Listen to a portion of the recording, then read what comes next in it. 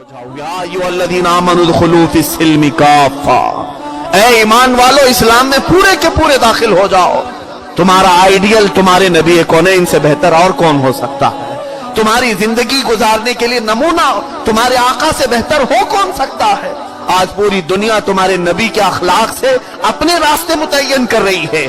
آج پوری دنیا رسول اللہ صلی اللہ تعالی علیہ وسلم کی تعلیمات سے. علامہ اقبال نے اپنا ایک واقعہ لکھا ہے جرمنی میں وہ پڑھتے تھے. پڑھنے کے دوران کہتے میرا ایک استاد بہت بڑا سائنٹسٹ تھا, اس کی لیبوریٹری ہمیشہ بند رہتی تھی, کسی کو جانے کی اجازت نہیں. علامہ اقبال کہتے ہیں ایک دن مجھے بڑا تجسس ہوا, میں بہت مرتبہ اجازت مانگا. وہ عیسائی سائنٹسٹ تھا. میں پوچھا کہ آپ مجھے اپنے لیب میں بھی لے کر کے جائیں, آپ جو تحقیقات کرتے ہیں مجھے دکھائیں. کہا نہ, ہرگز نہیں, کوشش بھی مت کرنا. کہتے ہیں جس چیز سے روکا جائے اس کی طرف جانے کا دھیان انسان کو بہت زیادہ آتا ہے فطرتاً. ایک دن وہ کسی گاؤں گیا ہوا تھا, میں نے اس کے خادم کو کچھ منع کر کے بہلا پھسلا کر کے اس لیب کا تالا کھول دیا اور اندر جا کر دیکھا میز پر اس سائنسدان کے حضور صلی اللہ تعالی علیہ وسلم کی حدیثوں کی کتاب اور ایک طرف قرآن پاک رکھا ہے جس کا اسلام سے کوئی تعلق نہیں. اب لیب کھلنے کے بعد وہ واپس آیا ان کا استاد, اسے خبر ہو گئی کہ میرے لیبوریٹری کو کوئی دیکھ چکا ہے.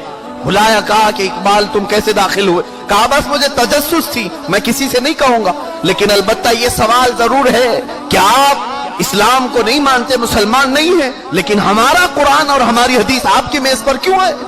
وہ سائنٹسٹ کہتا ہے اس لیے کہ مجھے معلوم ہے تمہارے نبی نے جو باتیں بتائی ہیں وہ 100% صحیح ہوتی ہیں.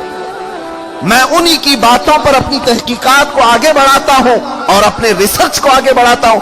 جب میں نے قرآن کی آیت سے کوئی نئی ریسرچ کیا ہے میں اس میں سکسیسفل ہو چکا ہوں, میں کامیاب ہوا ہوں. یہ علامہ اقبال نے لکھا ہے.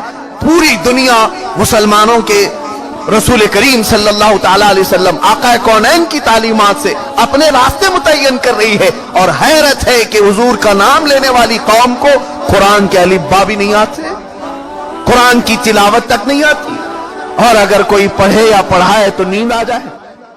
یہ ہمارے